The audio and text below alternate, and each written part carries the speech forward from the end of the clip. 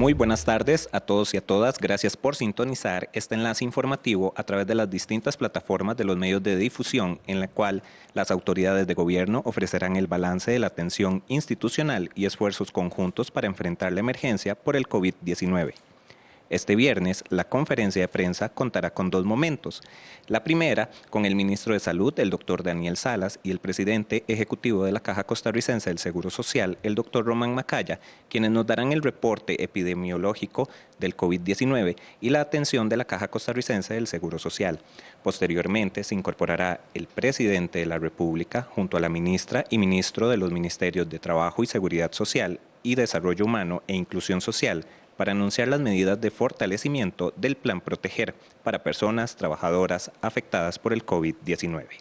Iniciamos con el reporte COVID-19. Cedemos la palabra al ministro de Salud, el doctor Daniel Salas. Muchas gracias.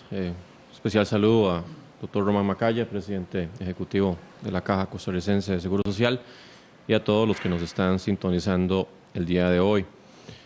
Para el viernes 17 de abril tenemos el reporte de 649 casos confirmados por COVID-19 con el rango de edad que se mantiene, o sea que va desde el año hasta los 87 años.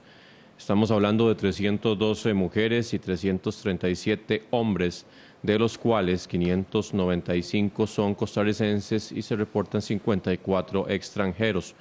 Tenemos casos positivos en 59 cantones de las 7 provincias. Por edad tenemos 588 adultos, 31 personas mayores y 30 menores de edad. Al día de hoy se han descartado un total de 6.874 personas y tenemos 88 personas que se han recuperado. Ya tienen el estatus de que el virus no está presente en las pruebas que se han hecho, que recordemos que se ocupan 2 pruebas con una diferencia de 24 horas una de otra para catalogar a una persona como recuperada. Estos recuperados están en 32 cantones de las 7 provincias, siendo Alajuela el cantón que más casos ha presentado en estatus de recuperados, con un total de 21 personas. Se contabilizan 4 lamentables fallecimientos, los cuales ya habíamos informado previamente: 2 hombres de 87 años, un hombre de 45 años y un hombre de 84 años. Tenemos 15 personas que se encuentran en estado de hospitalización, están internadas, 10 de ellas se encuentran en unidad de cuidados intensivos y el rango de edad que se registra actualmente de las personas que están en cuidados intensivos es desde los 44 hasta los 75 años. Hasta el día de hoy se han procesado un total de 9.752 muestras. Muchas gracias, doctor Salas. Escuchamos el mensaje del presidente ejecutivo de la Caja Costarricense del Seguro Social, el doctor Román Macaya.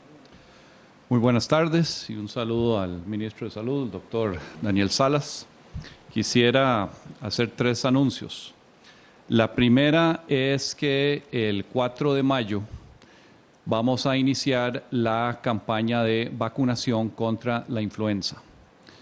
La Caja ha adquirido 1.3 millones de dosis para esta campaña de vacunación, y lo que se busca es proteger a niños, adultos mayores, a mujeres embarazadas, y adultos que tengan factores de riesgo asociadas. Esto con miras a reducir el riesgo de la influenza dentro de una pandemia. Personas pueden terminar en una UCI por una influenza y queremos que la competencia por los recursos, que son los mismos que se requieren para atender una pandemia como esta de COVID-19, se puedan restar de la carga al sistema de salud en la medida de lo posible. Es una inversión importante en estas dosis de vacunas. Se están invirtiendo $6.1 millones y va a tener una logística de aplicación de estas vacunas que vamos a estar explicando en días futuros para minimizar el riesgo de las personas que tienen que ser vacunadas. Y entonces eso les estaremos informando sobre cuál es esa logística de vacunación en un futuro muy cercano. El segundo anuncio es que firmamos ya el contrato de construcción y equipamiento del Centro Conjunto de Radioterapia. El cáncer es una de las enfermedades que más afecta a nuestra población, es de las causas de mortalidad más importantes en el país. Se diagnostican 12,000 casos por año.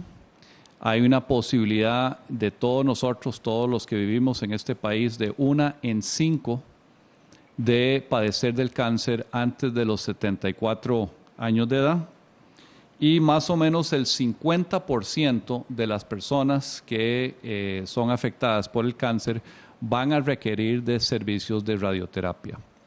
Como hemos visto hace 2 años, tuvimos una dificultad en la salida de operación de las bombas de cobalto y en ese momento la institución tomó la decisión de modernizar todo el servicio de radioterapia con aceleradores lineales.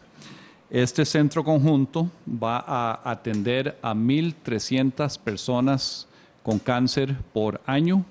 Tiene un costo de $17 millones y se financia con la ley 9028 de control de tabaco. Y el último anuncio es un tema muy puntual, pero importante para que tomen nota.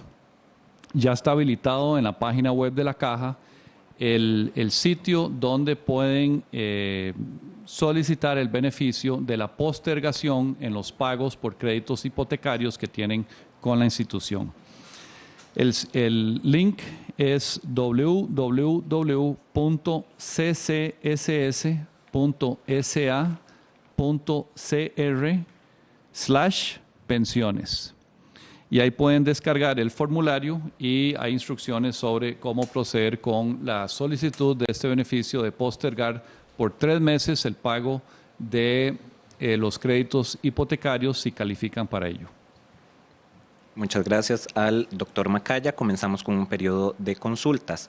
Para el doctor Salas, Delfino.cr y CR Hoy consultan. Con los datos revelados ayer, el país ha realizado pruebas a 7,351 personas. Estamos hablando de un promedio de 683 pruebas por cada millón de habitantes.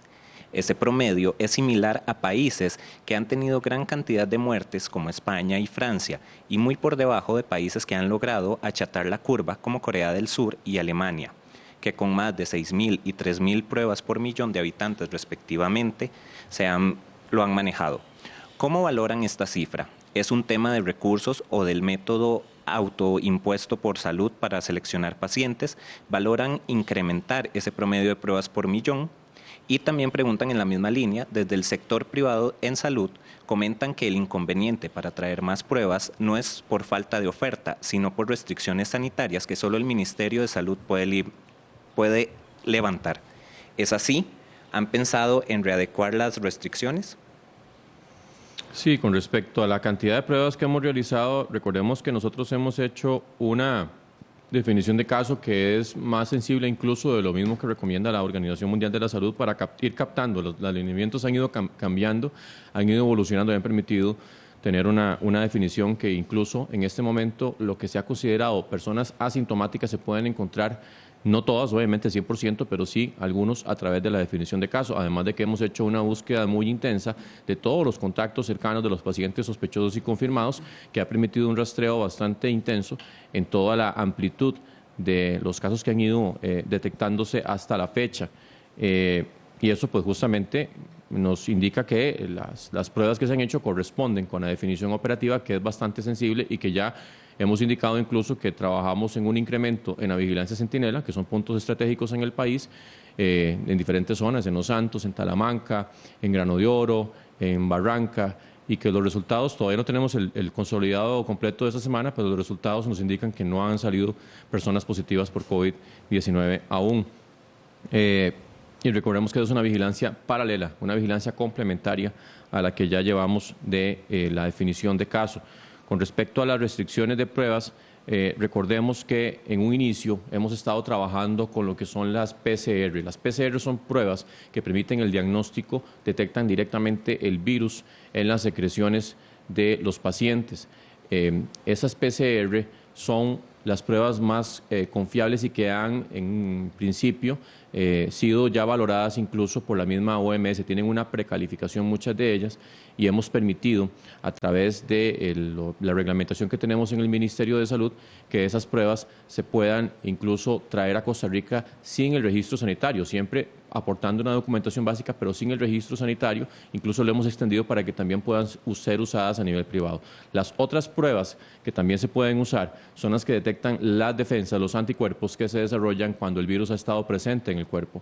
Esas pruebas han habido una oferta increíble, con una calidad que no sabemos en realidad, porque eso pues depende mucho del fabricante y de las condiciones en que se fabrican, y que ya incluso también habíamos indicado que una prueba, por ejemplo, que no tiene la calidad suficiente, lo que puede hacer es confundir más, porque puede arrojar resultados negativos en personas que sí debieron haber estado positivas, o también al revés. Entonces, en ese sentido, nosotros ya tenemos conocimiento de que en las últimas semanas, poquitas semanas, ya algunas agencias que son agencias estrictas, que son agencias que son consideradas por la OMS, que siguen una rigurosidad importante a la hora de autorizar ese tipo de pruebas, han ido autorizando algunas de ellas. Y eso, pues, esas son pruebas que se usan en otra función, en otro rol, en otra dinámica diferente a las PCR, que son las que estamos usando en este momento, pero que también son complementarias y sirven para ver si la persona ya estuvo expuesta al virus e incluso si desarrolló las defensas necesarias. Y en ese sentido nosotros ya estamos analizando para la próxima semana poder autorizar este tipo de muestras, siempre y cuando ya hayan sido aprobadas por una agencia estricta, por ejemplo, la FDA de los Estados Unidos o la EMA en Europa. Yo quisiera adelante, doctor. También abordar un poco al tema ya del punto de vista logístico. Como hemos explicado en otras ocasiones, la logística del mundo es muy compleja, y adquirir pruebas en los volúmenes que a veces quisiéramos no es tan sencillo como simplemente tener los recursos y hacer un pedido. Hay tecnologías que tienen prohibición de exportación de ciertos países, donde son unas pruebas que quisiéramos adquirir y no hemos podido por razones ya legales internas de los países de origen. Y hay otras que simplemente se atrasan por la sobredemanda que hay sobre la oferta existente de fabricación, tanto de las máquinas, los equipos que se usan para la realización de las pruebas, como los insumos que son consumidos en esos equipos para cada prueba en sí. Hemos inclusive visto como hasta en el sector privado están teniendo dificultades de adquirir con tiempos definidos las pruebas, y esto es un efecto mundial. Así que no es solo un tema regulatorio, es un tema logístico de sobredemanda sobre la oferta y hasta legal, pero de los países de origen que en algunas tecnologías han prohibido la exportación. El Financiero e Informatico consultan al doctor Macaya. ¿Cuál es la estrategia de atención de las poblaciones indígenas para evitar la propagación del COVID-19? La población indígena es cubierta por la seguridad social en nuestro país y tiene todos los mismos derechos a cualquier otro ciudadano en Costa Rica. Tenemos un plan de trabajo del Programa de Atención de la Salud de los pueblos indígenas que se elaboró con el Ministerio de Salud, con el Viceministerio de Asuntos Políticos y Diálogo Ciudadano, con la Comisión Nacional de Asuntos Indígenas, y eso se ha implementado. Se han desarrollado una serie de materiales, algunos impresos, otros en video, en idioma de cada etnia indígena, que explican qué es esta enfermedad, este COVID-19, cuál es la estrategia más importante para lograr esa protección, esa prevención mediante el distanciamiento social. Inclusive algunos de esos mensajes se han adaptado culturalmente. En los pueblos indígenas se dice quédese en su territorio, no quédese en su casa. Y hay este abordaje del plan para los pueblos indígenas está elaborado para los 24 territorios indígenas que existen en el país. Para el ministro Salas, AM Prensa consulta. A nivel mundial ya se registran 2 casos de neonatos con COVID-19. El caso más reciente fue en Perú. Los médicos indican que su madre asintomática lo contagió a través de la placenta. ¿Qué conocimiento tiene el equipo sanitario costarricense sobre los casos de contagios por placenta y cuál es el nivel de riesgo que corren los recién nacidos? En el país, la única forma de diagnosticar a un neonato es que muestre síntomas.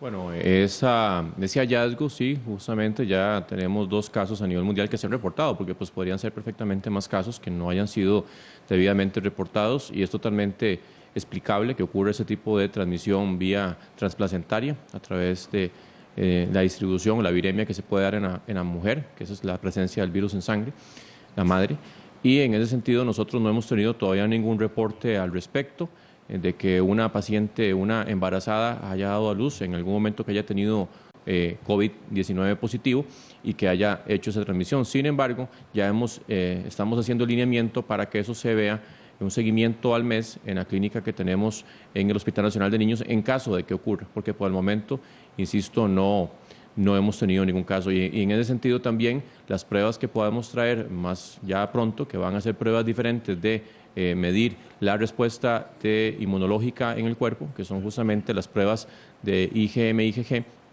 van a ayudarnos también para hacer ese tipo de análisis, porque no necesariamente el virus se logra detectar en las secreciones salivales. Consulta para el doctor Macaya de Extra Noticias. ¿Cuál es el estado de salud de los menores? De ellos, ¿cuántos están hospitalizados? Bueno, no hay ningún menor hospitalizado en nuestros hospitales. Se le está dando seguimiento a todos los casos positivos en menores por parte de pediatras del Hospital Nacional de Niños y todos están evolucionando sin necesidad de un traslado a un hospital. Están en su casa, así que el estatus actual es que ninguno está en un hospital.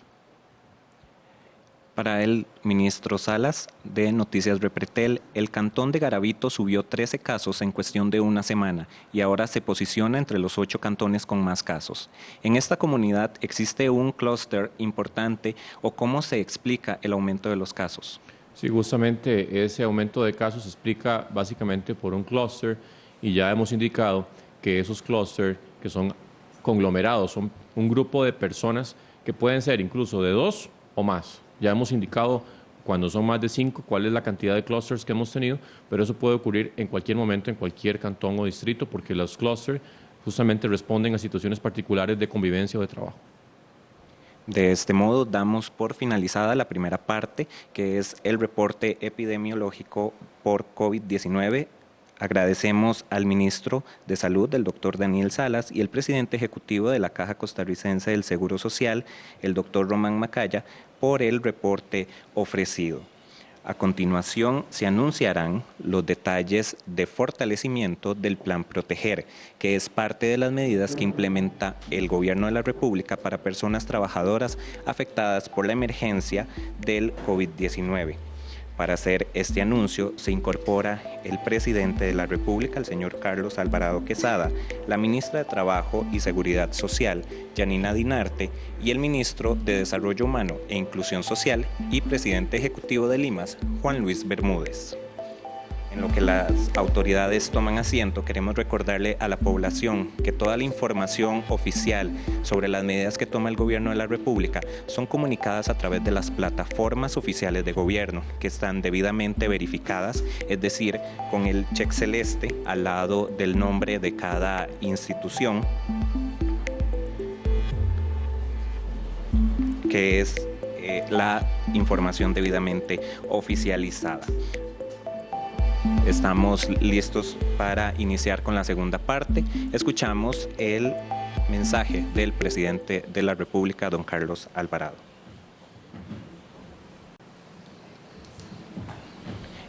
A continuación, antes de escuchar el mensaje del presidente Alvarado, procederemos a firmar el decreto de creación y reglamentación del Bono Proteger. Previo a la conferencia de prensa, firmó la ministra Dinarte y el ministro Bermúdez, y el presidente de la República hace firma del decreto de creación y reglamentación del bono proteger.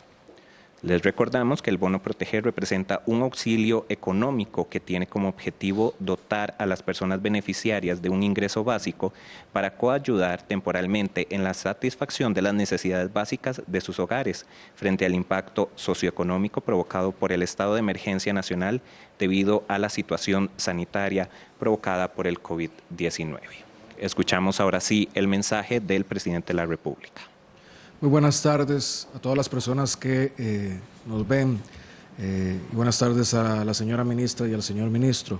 Con la firma de este decreto he instruido que se avance con los primeros giros del bono proteger, es decir, que se procederá con el depósito de los primeros 33,000 beneficiarios del bono proteger. Esto se llevará a cabo a partir de esta firma y esperamos que para el día lunes esto ya haya sido realizado. Eso debe ocurrir a más tardar este día lunes, y le pido tanto a la ministra Dinarte como al ministro Juan Luis Bermúdez que el día lunes en este mismo espacio puedan dar cuentas a la ciudadanía de cómo avanzó dicho proceso. Repito que con esta firma instruimos no solo la creación de este bono proteger en el marco de la emergencia del COVID-19, sino que ya se avanza con el depósito a los primeros 33,000 personas beneficiarias. Hay que decir que este primer grupo es para cubrir a las personas para las cuales ya tenemos fondos.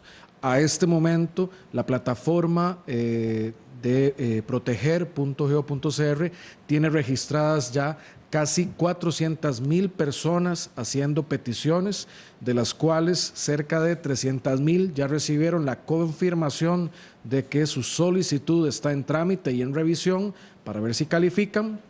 Y además decir que para poder cubrir a ese resto de la población, pues solicitamos al Congreso, a los diputados y a las diputadas, como han apoyado al país en otras aprobaciones en días recientes, también pedirles el apoyo para la aprobación del presupuesto extraordinario y otros proyectos que contienen los fondos que nos permitirán proteger literalmente a muchas personas que han quedado desempleadas o con su jornada reducida a causa del COVID-19.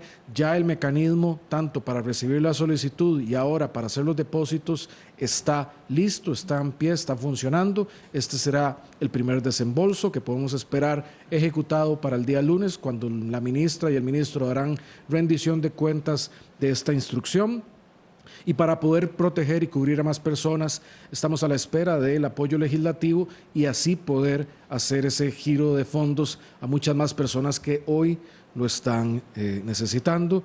Le pediría a la ministra Dinarte y luego al ministro Bermúdez que puedan referirse a más de los detalles que hay sobre esta parte de la dimensión social en la que buscamos ayudar a las personas, para que también podamos luego responder consultas de la prensa. Ministra, adelante.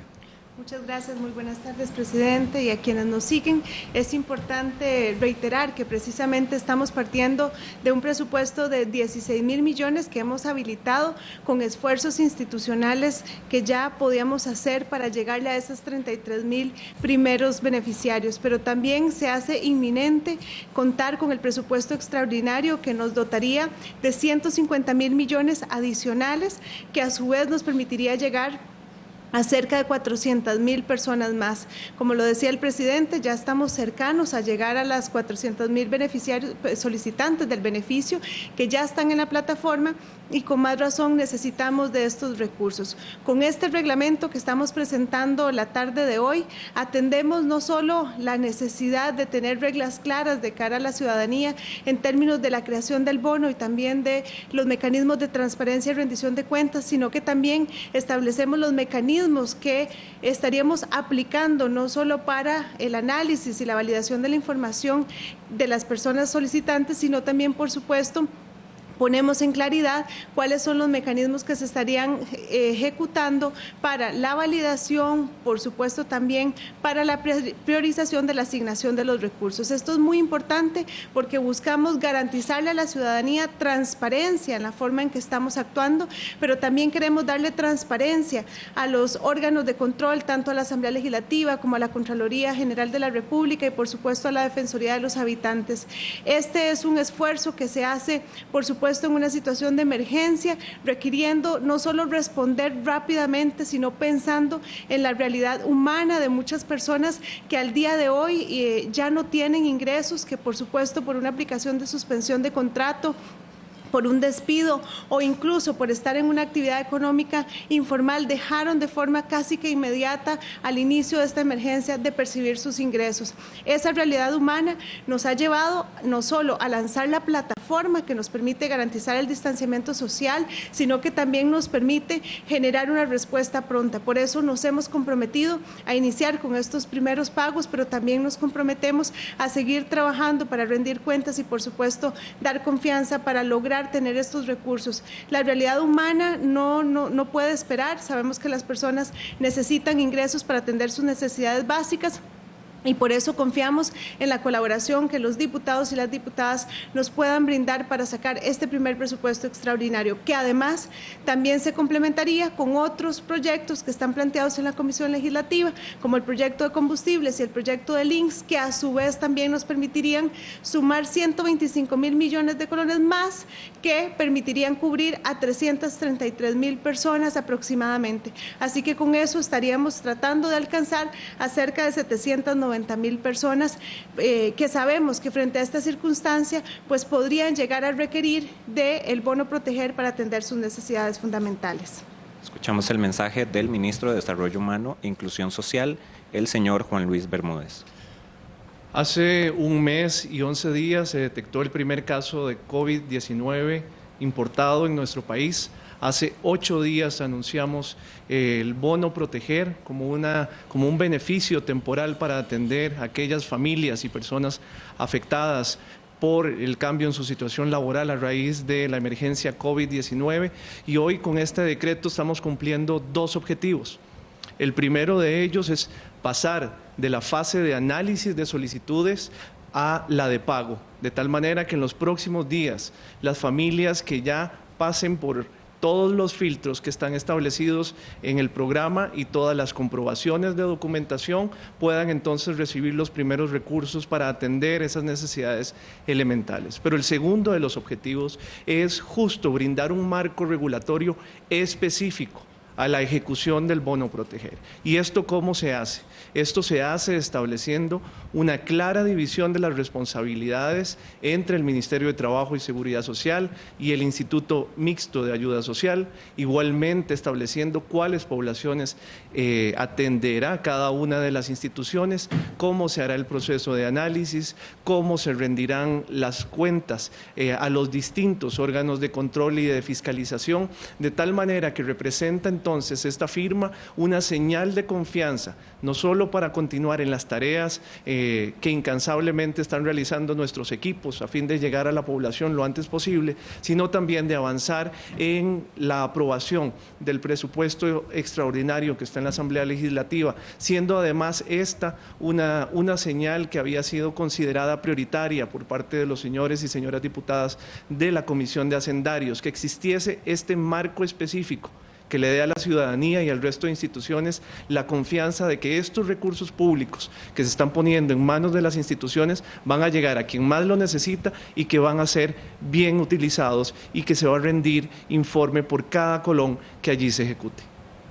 Iniciamos un periodo de consultas. La Agencia Española de Noticias EFE consulta: ¿es posible que el Ministerio de Trabajo nos dé un balance sobre cuántas personas se les ha reducido la jornada laboral, suspensión de los contratos o despido, o el número de empresas que han acudido al Ministerio por estas situaciones? Por supuesto, es importante también rendir cuentas sobre las solicitudes que tenemos muy puntualmente con respecto a la suspensión de contratos o reducción de jornadas. En este momento estamos hablando prácticamente de más de 91,000 personas a las que se les ha aplicado ya sea reducción de jornada o suspensión de su contrato. Son cerca de 4,500 empresas que han planteado esta solicitud y esto es muy importante resaltar que estas medidas básicamente lo que tienen es el propósito de cuidar el empleo y evitar al máximo la destrucción del trabajo. Así que estamos hablando de cerca de 91,000 personas que hoy no se han quedado sin empleo, sino que con una variación en su relación laboral nos permite no solo ahora acompañarles con el bono proteger, sino buscar que al pasar esta emergencia logren reincorporarse con sus condiciones laborales tal y como las tenían previo a la emergencia. Para el ministro Bermúdez, los primeros 33,000 beneficiarios, ¿cómo fueron seleccionados? Y sabemos que hay diferentes montos.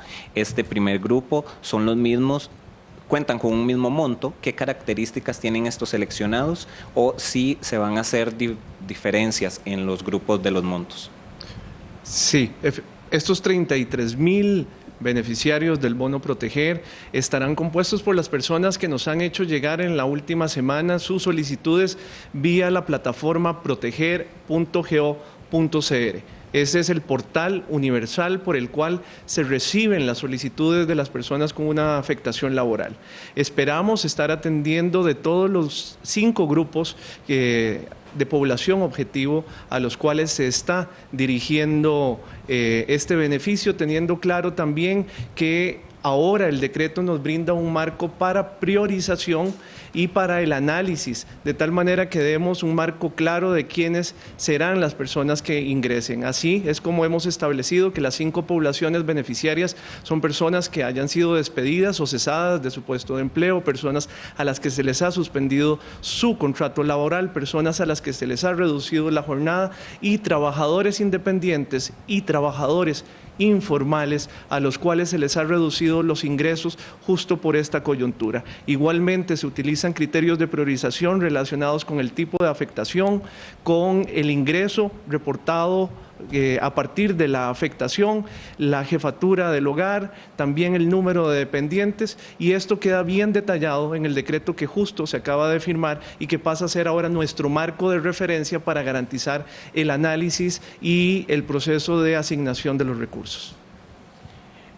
Para el presidente de la República, Noticias Repretel consulta. Incopesca, IMAS e INAMU cuestionan el proyecto de las anualidades presentado por el mismo gobierno en los criterios enviados al Congreso, firmados por los presidentes ejecutivos de estas instituciones. No se habló de este plan con el gabinete, que ahora los mismos jerarcas están cuestionando el proyecto de gobierno.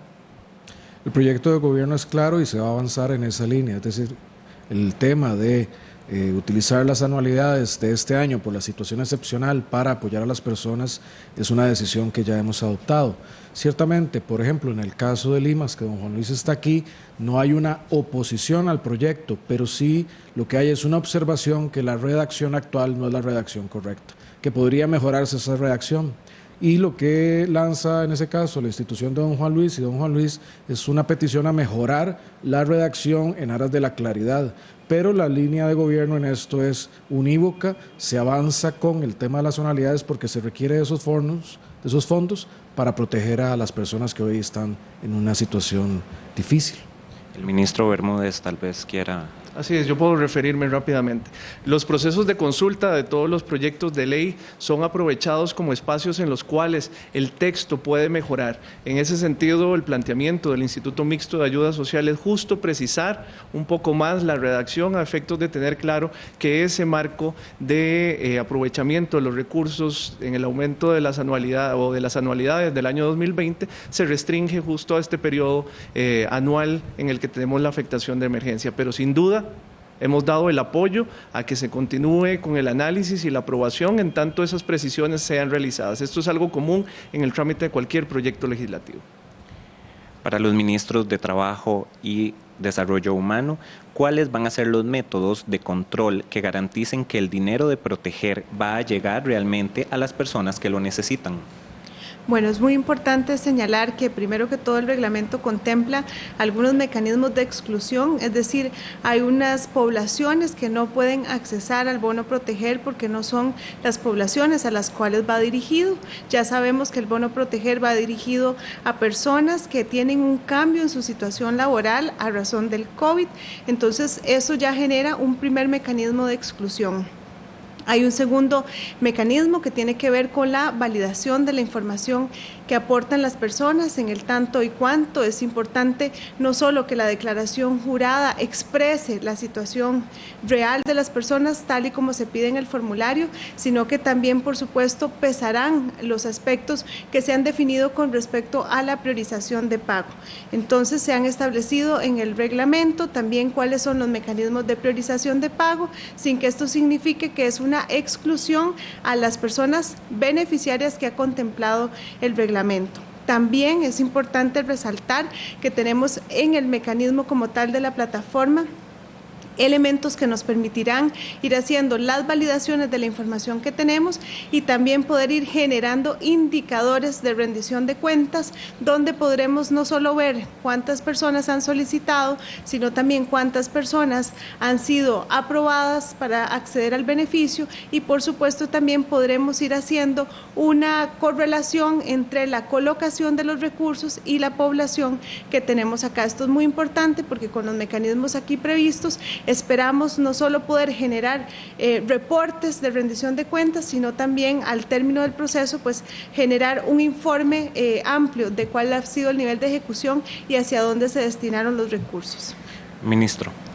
Vale la pena complementar a lo que ha planteado la ministra Dinarte, que también en el proceso de análisis se incorpora la declaración jurada de las personas, la cual es un instrumento vinculante de responsabilidades para la persona que está solicitando el bono proteger. Es así como en caso de que se nos haya brindado información falsa o errónea que lleve a la administración pública a error en la asignación de los beneficios, esta persona se expone a que se sienten las responsabilidades administrativas, dígase la revocatoria del beneficio y las acciones que corresponda para la recuperación de los fondos, así como penales correspondientes. Pero también el decreto nos habilita a hacer uso de distintas bases de información a efectos de que podamos nosotros corroborar la información que la persona nos ha dado, en tal sentido de que podamos así garantizar que la información es corroborada, es analizada y el beneficio se otorga a quien sí lo necesita.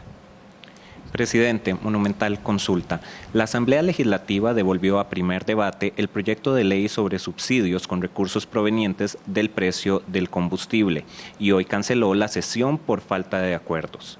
¿Cuál es el grado de urgencia que pide el Gobierno al Congreso para la votación y aprobación de proyectos como este que a la larga permitirán un mayor alcance del Plan Proteger? Lo primero que tengo que decir es que yo, como lo he reiterado, le agradezco mucho a la Asamblea Legislativa y a los diputados y a las diputadas el trabajo que han hecho durante todo el gobierno, pero particularmente en estos meses de emergencia. Yo creo que vale la pena recordar muchas veces, y no ha sido el caso en esta administración, las grandes críticas a las asambleas legislativas sobre la relevancia de su trabajo, o si había trabajo del todo o no. Pero esta asamblea legislativa ciertamente ha demostrado una gran capacidad de producir proyectos de ley. En cuanto a la urgencia, sí, hay una gran urgencia. Hay costarricenses hoy que podremos atender a unas 33,000 personas en estos días, gracias al esfuerzo hecho, pero ciertamente dependemos de ese apoyo en la Asamblea Legislativa para poder cubrir a más personas. No tengo duda que el trabajo de los diputados y las diputadas hará que eso se logre prontamente. También entiendo que en la lógica que estamos, se está trabajando de una forma acelerada, de una forma de emergencia. Haya casos como en el proyecto de combustibles que hubo que volver a primer debate para arreglar un elemento, para obtener otra vez el primer debate y ojalá pronto el segundo, o que en la construcción de los acuerdos políticos y de los textos técnicos tengan que suspender una sesión para hacer el trabajo interno para llevarlo a una sesión próxima. Entonces, no lo veo como un tema de atraso, sino como un tema de trabajo en acomodo para que las cosas salgan bien. Entonces, hay urgencia, pero sé que hay un gran trabajo y eso es lo que creo yo y llamo a que nos mantengamos unidos para que saquemos ese trabajo. Y yo lo que manifiesto es agradecimiento, no en lo personal, sino agradecimiento por y para el país por lo que se está haciendo allí, como nosotros en nuestra parte en el Ejecutivo estamos trabajando con todo frente a esta situación del COVID-19. También para el presidente de la República, varios medios nos consultan. ¿Se sabe que se gestiona un préstamo con el FMI? ¿Hay algún pedido de donación de deuda con el país? ¿Puede detallar más sobre la propuesta al Fondo Monetario Internacional sobre para las tasas de apoyo presupuestario sean cero y a largo plazo? La misión del Fondo Monetario Internacional terminó el día de ayer su primera visita y lo que se está trabajando en este contexto con el fondo es un primer acuerdo de un préstamo rápido. Y decimos un primer acuerdo porque hay una situación de crisis global. Esto no es algo que solo está haciendo Costa Rica. Muchos países están acudiendo al fondo para esto. Ya lo hizo también El Salvador y Panamá, por ejemplo. Nosotros estamos acudiendo por un monto de 508 millones en una modalidad rápida. El llamado que yo he hecho es un llamado internacional que ya fue atendido, por ejemplo, por el presidente de Argentina, don Alberto Fernández, porque va a ser muy necesaria la ayuda para muchos países. Ya hay más de 17 países, solo en América Latina, que han pedido apoyo al fondo. Y mi petitoria es generalizada de que si esos préstamos a futuro para los países como Costa Rica, pero en general latinoamericanos, tienen tasas muy altas, todos nos vamos a empobrecer, toda la región se va a empobrecer. El mismo Fondo Monetario dijo que se requieren acciones excepcionales y extraordinarias para proteger a la gente.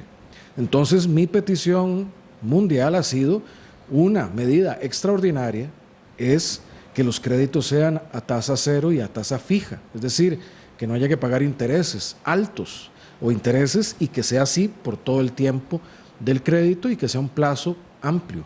Y he llamado a otros líderes a unirse a esta petición, pero eso lo que tiene como objetivo final es proteger a nuestro país y a las personas de nuestra región. Para la ministra de Trabajo y el ministro Bermúdez, tenemos información de cuál es el tráfico de la página proteger.go.cr y hasta cuándo hay tiempo de inscribirse para recibir o ser valorado para el plan Proteger. El tráfico varía significativamente en los últimos días, en realidad ha venido decreciendo de forma significativa desde el lanzamiento que tuvimos una gran visitación. Esto es importante resaltarlo porque no solo está normalizado la incorporación de la información por parte de la gente y el funcionamiento de la página, sino que también tenemos esta situación de que ha venido, ¿verdad?, reduciéndose la participación de las personas. Y es importante decirlo además, esto nos ha permitido también no solo poder estar reportando sobre el número de las personas que ya finalizaron su gestión, sino que también nos ha permitido tener mayor claridad de cuáles son los principales niveles de afectación que está teniendo la población. Ministro. Sí, es importante que las personas en su casa tengan la tranquilidad de que en este momento no hay un plazo establecido en el cual la página deje de estar disponible. Al contrario, lo que hemos determinado es que la plataforma proteger.go.cr esté disponible durante el tiempo de la emergencia, porque sabemos que hay muchas personas que de previo al llenado han tenido que recurrir a que sus patronos, a que el lugar donde trabajaban les brinde la documentación necesaria para hacer la comprobación del cambio en su situación laboral. En ese sentido, no tengan temor de que la página vaya en algún momento a dejar de funcionar, al contrario, estará abierta para atender las solicitudes durante este periodo de emergencia. Para el presidente de la República, Noticias Colombia nos consulta, ¿se mantiene la intención que empresas que mantienen buena salud financiera sean eventualmente contribuyentes del llamado impuesto solidario para ayudar a las personas afectadas por la crisis? ¿Este impuesto será contemplado en el marco del Plan Proteger? Para este tema yo quisiera pedirle a la prensa y a quienes nos ven que me presten tal vez un momento de atención especial para referirme a estos temas. Y voy a hacer una intervención tal vez un poco general de qué punto estamos de la atención de la emergencia. En el punto de salud, como lo decían antes don Daniel y don Román, estamos en un momento en que hemos emitido una serie de directrices y de acciones y estamos sin bajar la guardia conteniendo el COVID-19. Y subrayo, sin bajar la guardia, porque no podemos bajar la guardia. Pero el tema de salud, bien que mal, Costa Rica lo ha llevado de una manera positiva, es decir, no ha sobrepasado nuestras capacidades en el sistema de salud costarricense. Y ese es el primer momento de atención. En un segundo momento de atención se está culminando hoy, y veremos sus resultados el lunes, cuando en la plataforma Proteger podamos ya tener un canal para ayudar a las personas afectadas económicamente por esta crisis. Y hay otra dimensión, que es la económica, donde se han tomado ya algunas primeras decisiones para aliviar, en la medida de lo posible, el empleo y a las empresas para que la pérdida de empleo no sea todavía mayor. Ya se han optado, pero ciertamente por esta crisis tendremos que tomar otras decisiones económicas. Ahora, aquí quiero subrayar dos cosas. Una, me lo comentaba la ministra Dinarte hace poco, de las personas que están en la plataforma Proteger, que son casi 400,000, hay 250,000 personas que registran hoy tener cero ingresos. Es decir, 250,000 de personas que registran tener cero ingresos. Y esa es una situación crítica. Eso nos tiene que doler a todos los costarricenses, porque estamos hablando de una población costarricense que está en un momento muy difícil. Por eso yo hago ese llamado constante es un momento de solidaridad, es un momento de unión. Eso es lo que hoy este país necesita más que nunca. Como presidente de la República, en las necesarias medidas económicas que haya que adoptar, manifestaré los siguientes pasos una vez que tengamos ese cuadro de mando que está muy avanzado, con cuáles son las medidas que le propondremos al país y a la Asamblea Legislativa. Hoy estamos en el momento que tenemos que seguir conteniendo la salud y el buen estado de la salud y proteger a esas personas que no están teniendo ingresos. Eso es la prioridad en este momento. Y estamos llegando ahí con buen suceso. También, por eso necesitamos esos fondos que nos tiene que aprobar la Asamblea Legislativa. Casualmente, para llegar a esas 250,000 personas que reportan cero ingresos, más otro tanto más que reportan ingresos disminuidos. Por eso necesitamos esa aprobación y la pedimos y sabemos que hay voluntad. Es para ayudar a estas personas, a nuestros hermanos y hermanas costarricenses. Eso es lo que toca ahora. Cuando logramos eso, tendremos que abordar la discusión económica, como lo dije antes. Ya hemos empezado esa discusión a nivel internacional, por ejemplo, con los organismos financieros, y estamos pidiendo las mejores condiciones para nuestro país, para estar mejor nosotros. Entiendo que ese es mi rol en un momento que necesitamos proteger a nuestro país. Y habrá que discutir otras medidas económicas. ¿Cuáles? Llegará su momento para discutirlas.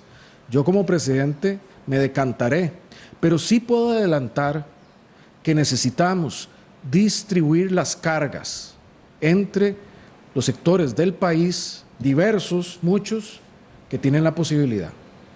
Es un momento para estar unidos y ser solidarios. También llamo la atención de las y los costarricenses que pongamos atención al debate público que hay, porque hay muchos sectores que cuestionan a los otros.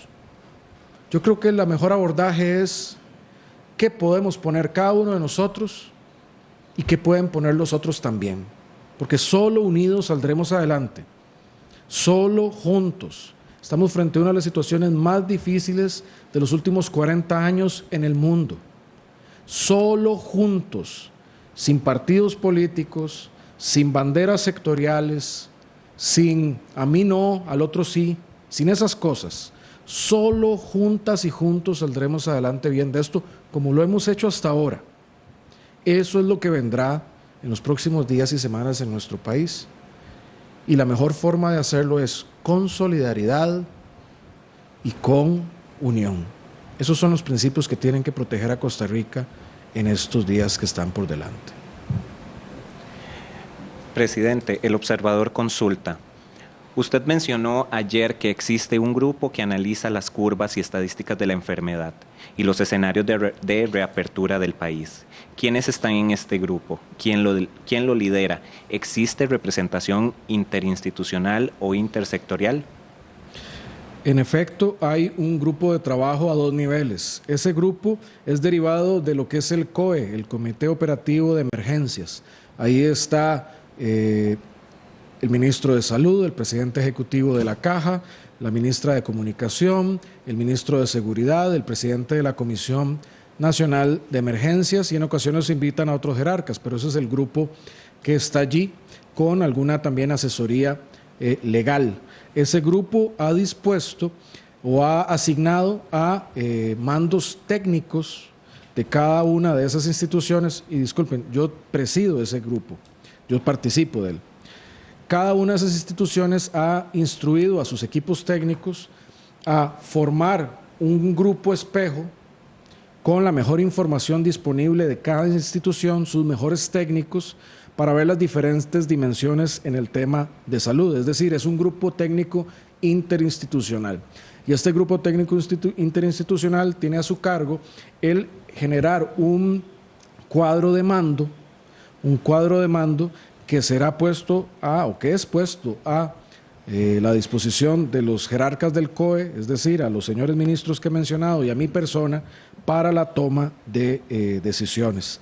Ese es el grupo que existe en esos 2 niveles, tanto el grupo técnico como el grupo político jerárquico, que es el que adopta las decisiones. A su vez, esos grupos técnicos se alimentan con insumos de la academia, de centros de investigación o universitarios, con insumos también de la empresa privada y otros que vienen a depurar o mejorar la calidad de la información que se tiene para elevarlo a nosotros para la toma de decisiones.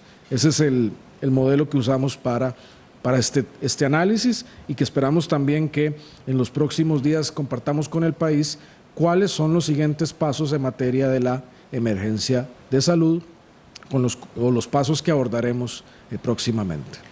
Para la ministra de Trabajo y el ministro de Desarrollo Humano nos consultan varios medios. ¿Cuál es el llamado que debemos hacerle a la población que ni siquiera ha recibido un mensaje de haber recibido los documentos?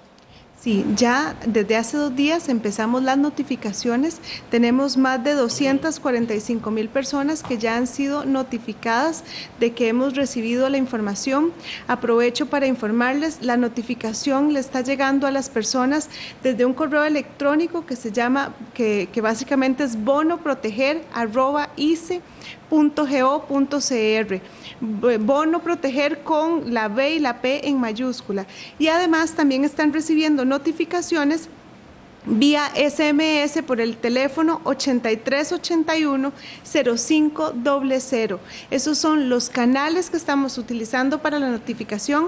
Es importante recordarles que por ese medio solamente le vamos a notificar, ya sea de que su caso está en estudio, de que su bono ha sido autorizado o de que ya empezamos a girar los recursos. Pero es importante, por supuesto, que que si perciben un correo o una notificación por SMS de otro canal pidiéndoles información o conectándolos con otra página, por favor no sigan esas instrucciones, porque ese canal es exclusivamente de notificaciones. Por supuesto, esto es un proceso que va a seguir en camino, seguiremos notificando. Es una situación básicamente de tiempo por la gran cantidad de casos.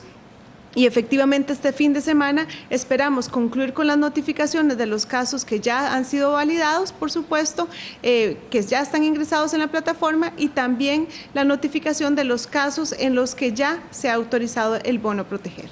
Ministro.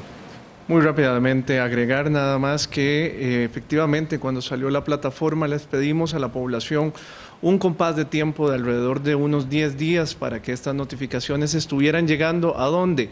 Al medio de notificación que ustedes habían asignado a la hora de llenar el formulario, dígase el correo electrónico o bien el número de teléfono. Ya hoy más de un 60% de las personas que llenaron su formulario han sido notificadas, de tal manera que así como estamos cumpliendo ahora y con la firma del decreto que se ha hecho hoy, cumpliremos también con el siguiente plazo que habíamos dicho, que es emitir los primeros pagos antes de que terminara el mes de abril.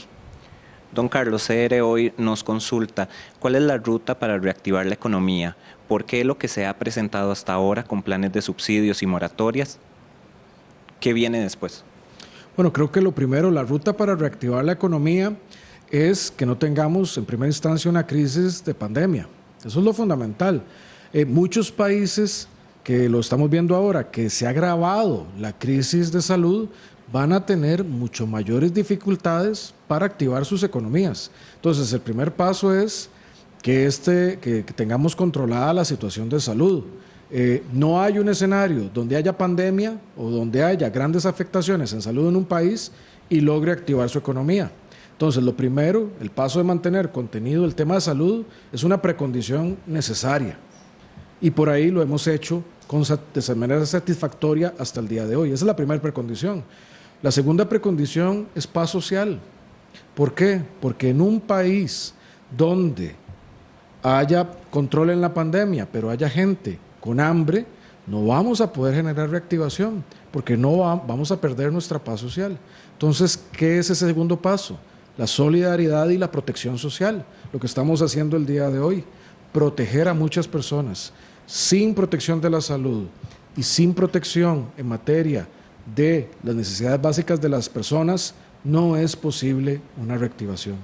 Tercera precondición, podemos tener protección en materia de salud, podemos tener la alimentación básica. Si no tenemos estabilidad macroeconómica, no vamos a tener una reactivación. ¿Por qué? Porque vamos a generar una situación muy difícil de las finanzas públicas y en general de las tasas de interés de la economía y la inflación y otros indicadores. Entonces, en este tránsito necesitamos mantener la estabilidad macroeconómica del país, que eso es uno de los pasos, como mencionaba antes, que debemos llevar adelante. Y cuarto, logrando mantener estas tres anteriores que yo he dicho. La cuarta, necesitábamos llevar adelante otra serie de reformas que modernizan la parte económica de nuestro país. Muchas ya las hemos llevado adelante. Otras tendremos que llevarlas en paralelo mientras atendemos la emergencia del COVID. Y ahí estamos refiriéndonos a impulsar la obra pública. Había personas que consultaban o que cuestionaban que enviáramos créditos para la obra pública, por ejemplo. Bueno, pero si en este tiempo paramos la construcción de la carretera San José-San Ramón, si paramos la carretera a San José-San Carlos o Cartago, o si eventualmente paramos el tren, ¿cuál va a ser la reactivación económica? Al contrario, es un momento de inversión pública que tiene que ir paralela a la acción del COVID. Tenemos que llevar adelante otras reformas claves, como la reforma al INA, para mejorar la capacitación. Tenemos que llevar adelante reformas a la educación superior, como la que hemos planteado en CONAPE.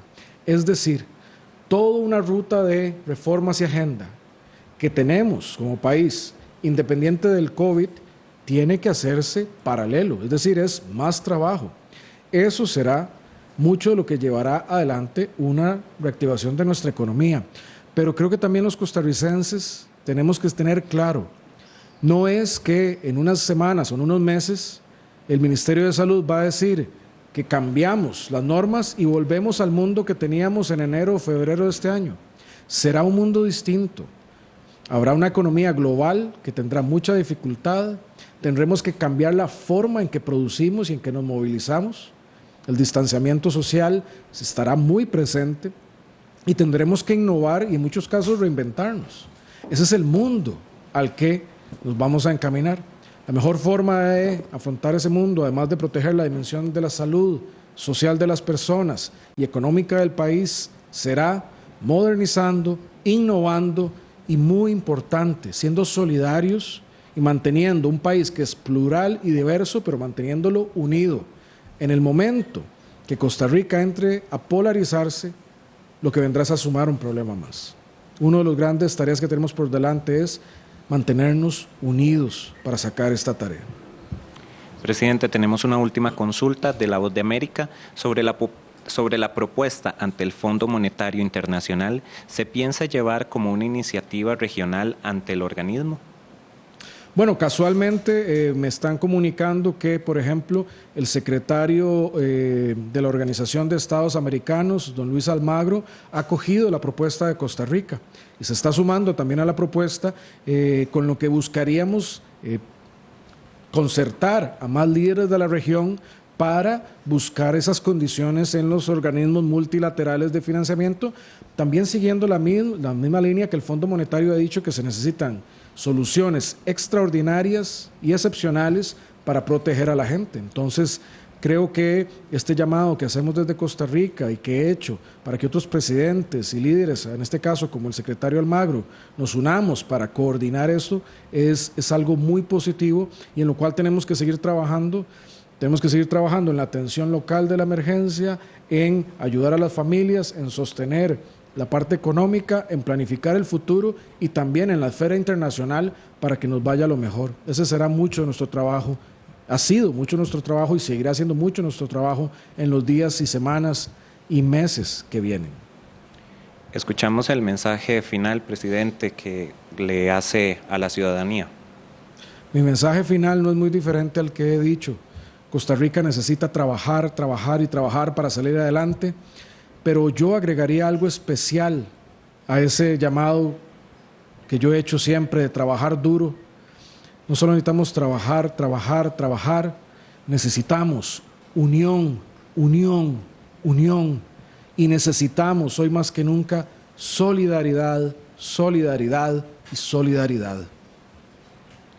De este modo, damos por finalizada la conferencia de prensa de este viernes 17 de abril. Antes de despedir y agradecerle a las autoridades, queremos invitar a las personas que siguen la transmisión, que estén pendientes de los Facebook del Ministerio de Trabajo y Seguridad Social y del Instituto Mixto de Ayuda Social en la tarde de mañana sábado, en el que van a hacer los respectivos jerarcas van a hacer una transmisión en vivo para abordar las dudas de las poblaciones a los que ellos llegan. Así que les pedimos a la ciudadanía estar pendiente de estas páginas de red social. Le agradecemos la compañía al presidente de la República, el señor Carlos Alvarado Quesada, a la ministra de Trabajo y Seguridad Social, Yanina Dinarte, y al ministro de Desarrollo Humano e Inclusión Social y presidente ejecutivo de Limas, Juan Luis Bermúdez. De este modo damos por concluida la conferencia. Nos escuchamos mañana al ser las 12:45. Buenas tardes.